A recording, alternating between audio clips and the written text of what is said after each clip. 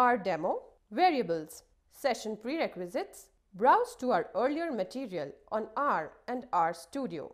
In preparation, please have RStudio open on your computer and follow along. Maximum benefit guaranteed.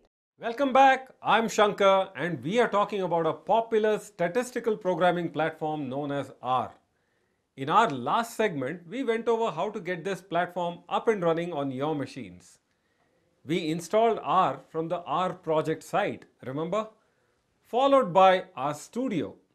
This second software is an integrated environment which makes working with R a breeze. I've just one request. Please keep your laptops open and RStudio all fired up. It's no fun to watch this video without an active follow-through, right?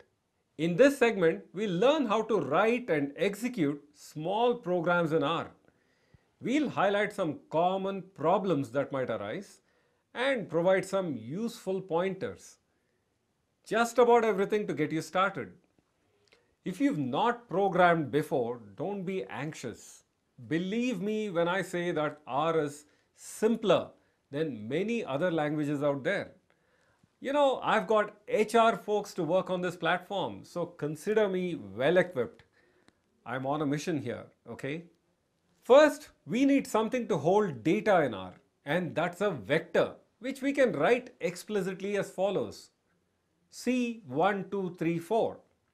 Go ahead and type it on the console. This turns out to be the same as C1 through 4. The second option reminds us of spreadsheets where we use the colon to indicate a range. Let's go ahead and do that both. So I'm going to fire up RStudio now and type exactly what I talked about. C1, 2, 3, 4. And it gives me the listing of the contents of that vector. Now if I were to say C1 through 4, I get the same vector. As you know, most of our data sets have columns of numbers or names. Later on, we'll see that these vectors are what we will make use of to store the contents of those columns. So they're very, very important. We've gone over this detail in our last segment, but I thought it would make sense to refresh your memory. What if we want to store all of our work? Just type everything into the source pane and save it to a file.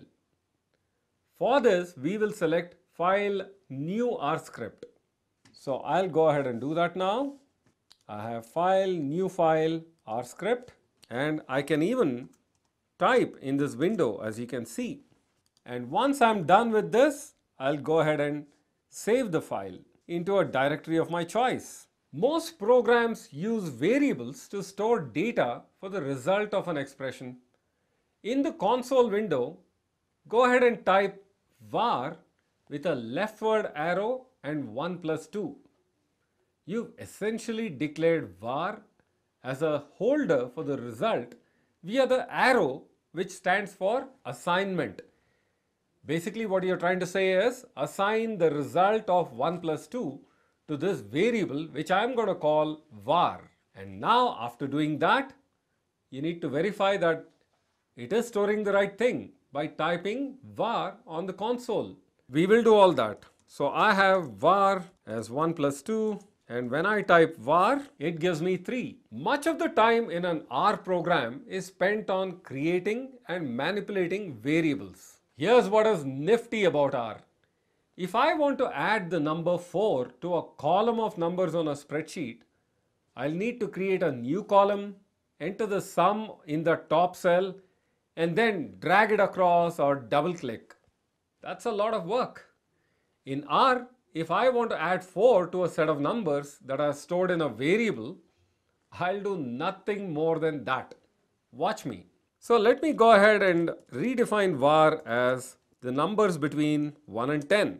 If I were to print out var, it is 1 through 10 as you can see. Now how about var plus 4? Aha, it's basically gone ahead and added 4 to every single number. What about 2 times var? It's gone ahead and multiplied it. Here is something that is even more nifty. Var squared has gone ahead and squared every number there. How cool is that? This feature of R makes us lazy and cool at the same time.